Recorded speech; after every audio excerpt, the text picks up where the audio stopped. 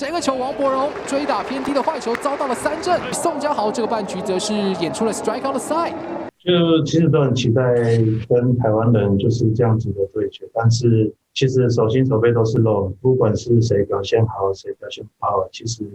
大家都看在眼里嘛，所以有时候会尽量不想跟台湾人对到，但是如果对到的话，就是尽量我们都是全力以赴这样子。他像我其实有看到，但是因为镜头其实都拍在我们2个身上，所以